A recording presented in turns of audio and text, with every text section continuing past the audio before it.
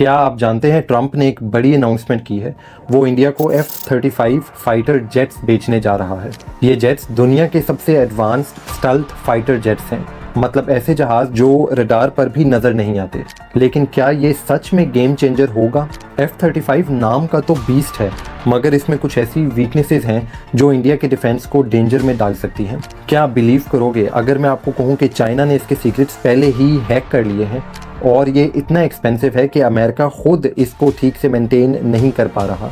और सबसे बड़ी बात, ये शायद खुद इंडिया के अपने डिफेंस सिस्टम के साथ काम ही ना करे। तो ये डील एक मास्टर स्ट्रोक है या मैसिव मिस्टेक, और इसमें पाकिस्तान का क्या बनेगा? आओ इस वीडियो में सब समझते हैं।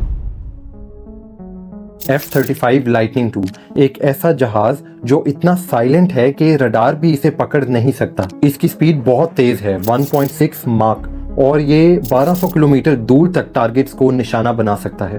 कंपेयर करें पाकिस्तान के JF-17 थंडर से, जो सिर्फ 400 किलोमीटर दूर तक निशाना बना सकता है। सोचो F-35 और JF-17 का कंपैरिजन ऐसा है जैसे एक तरफ सब कुछ देखने वाली आंख हो और दूसरी तरफ टोटल अंधेरा। इनफैक्ट कोई कंपैरिजन ही नहीं बनता। इमेजिन करें इंडिया के F-35 कश्मीर पर प्रिसीजन स्ट्राइक्स करते हैं, वो भी बिना किसी को पता चले। जी हाँ, ये ऐन मुमकिन है और अमेरिका जानता है कि ये न्यूक्लियर वॉर भी स्टार्ट कर सकता है। फिर भी ये जेट्स वो इंडिया को बेच रहा है। क्या वजह हो सकती है? एक हिंट देता हूँ, चाइना। पाकिस्तान के ऑप्शंस देखने से पहले ये देखते हैं कि इंडिया के लिए F-35 बेस्ट ऑप्शन है भी या नहीं। F-35 सिर्फ कॉस्टली नहीं, बहुत कॉस्टली है। एक F-35 की प्राइस $100 मिलियन से भी ज़्यादा है, और सिर्फ यही नहीं, एक घंटा उड़ने का खर्चा $36,000 है। इवन अमेरिका के लिए F-35 को मेंटेन रखना एक चैलेंज है। इलॉन मस्क ने इसके बारे में एक ट्वीट किया था, F-35 program is the worst military value for money in history. और प्रेसिडेंट ट्रंप ने कहा था इसकी कॉस्ट्स आउट ऑफ कंट्रोल हैं। चाइना ने पहले ही इसके सीक्रेट्स हैक कर लिए हैं। 2009 में चाइनीज साइबर स्पाइज ने इसको बनाने वाली कंपनी लॉकहीड मार्टिन से इसका सीक्रेट डाटा चुरा लिया। मतलब इंडिया एक ऐसा जेट ले रहा है जिसके सीक्रेट्स चाइना के पास ऑलरेडी हैं। ये जेट इंडिया के अपने डिफेंस सिस्टम्स के साथ ही कंपैटिबल नहीं। F-35 को रशिया के S-400 एयर डिफेंस सिस्टम से बचने के लिए बनाया गया था, मगर इंडिया के पास खुद S-400 है। तो इसका क्या मतलब? इंडिया के अपने डिफेंसेस शायद खुद ही अपने जेट्स को डिटेक्ट ना कर पाएं। अमेरिका की टाइट कंट्रोल पॉलिसी। यूएस कभी भी इंडिया को F-35 मॉडिफाई करने या लोकली प्रोड्यूस करने नहीं देगा। हर रिपेयर, स्पेयर पार्ट और सॉफ्टवेयर अपडेट के लिए इंडिया अमेरिका पर डिपेंड करेगा। मतलब मेड इन इंडिया पॉलिसी का द एंड।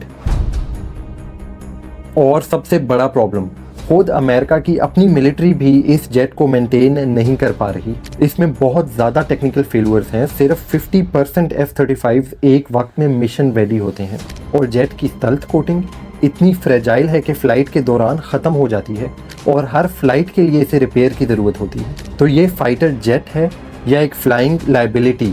पाकिस्तान की मिनिस्ट्री ऑफ फॉरेन अफेयर्स ने कहा है ऐसा कदम फौजी तवाज़ुन को तबाह करेगा, स्ट्रेटेजिक स्टेबिलिटी को कमज़ोर करेगा। कुछ न्यूज़ के मुताबिक पाकिस्तान ऑलरेडी चाइना से J-35 स्टेल्थ फाइटर्स लेने की बात कर रहा है। चाइना का J-35 अमेरिकन F-35 को काउंटर करने के लिए बनाया गया है। पाकिस्तान का चाइना से 40 J-35 जेट्स की डील पर जल्द ही एग्रीमेंट हो सकता है, जिसकी डिलीवरी 2026 में स्टार्ट हो जाएगी। J-35 और पाकिस्तान के JF-17 ब्लॉक 3 की फ्लीट के साथ पावर का कुछ बैलेंस वापस आ सकता है। लेकिन बात यहाँ ख़त्म नहीं होती। चाइना के पास एक ऐसा फाइटर जेट है जो अमेरिकन F-35 से भी ज़्यादा डेडली है, J-20 माइटी ड्रैगन। कंपैरिजन के लिए ये चार्ट देखिए। इसकी स्पीड 2.0 माक और कॉम्बैट रेडियस 2000 किलोमीटर है। F-35 से भी 800 किलोमीटर ज़्यादा। ये टोटल 12 मिसाइल कैरी कर सकता है, जो इसे दुनिया का सबसे ज़्यादा डेडली फाइटर जेट बनाता है। हालांकि चाइना अभी J-20 किसी को भी नहीं बेच रहा, यहाँ तक कि अपने बेस्ट फ्रेंड कंट्रीज़ को भी नहीं।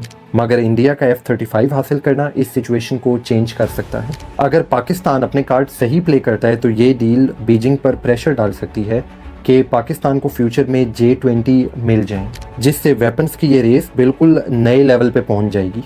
लेकिन दोस्तों, जहां पाकिस्तान और इंडिया वेपन्स पर बिलियंस ऑफ डॉलर्स खर्च कर रहे हैं, वहां इन्हीं मुल्कों में लाखों लोग बेसिक नीड्स के लिए स्ट्रगल कर रहे हैं।